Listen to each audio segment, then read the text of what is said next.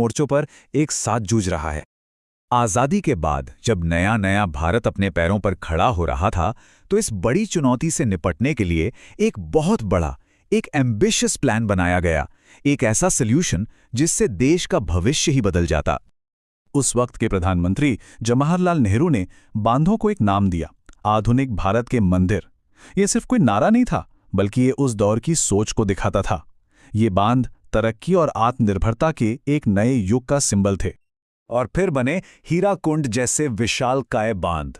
ये सिर्फ कंक्रीट की बड़ी बड़ी दीवारें नहीं थीं। नहीं, ये थे मल्टीपर्पस प्रोजेक्ट्स।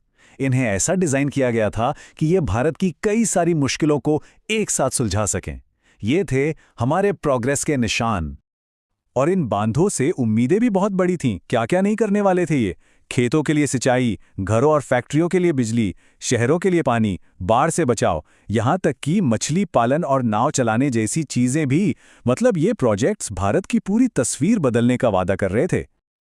लेकिन जैसा अक्सर होता है, हर बड़े और शानदार सॉल्यूशन की एक छिपी हुई कीमत होती है। और बहुत जल्द इन आधुनिक मंदिरों की नींव में भी दरारें नजर आने लगी। इन बड़े बड़े प्रोजेक्ट्स के साइड इफेक्ट्स भी उतने ही बड़े थे। लाखों लोगों को अपने घर, अपनी जमीनें छोड़नी पड़ी। पानी के बंटवारे को लेकर राज्यों के बीच झगड़े शुरू हो गए, जैसे कृष्णा गोदावरी विवाद। नदियों का जो नेचुरल फ्लो था वो बिगड़ गया, जिससे मछलियों और पानी के दूसरे जीवों को नुकसान हुआ।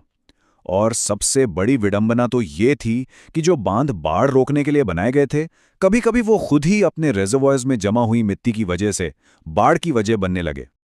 तो सवाल यह है कि अगर इन बड़े बड़े बांधों में इतनी दिक्कतें हैं, तो फिर रास्ता क्या है? शायद इसका जवाब हमें भविष्य में नहीं, बल्कि अपने ही अतीत में खोजना होगा, उस पुराने ज्ञान में जिसे हम लगभग भुला ही चुके हैं। और इस ज्ञान का दिल बसा है एक बहुत ही सीधे साधे लेकिन जबरदस्त आइडिया में, और वो है रेन वाटर हार्वेस्टिंग,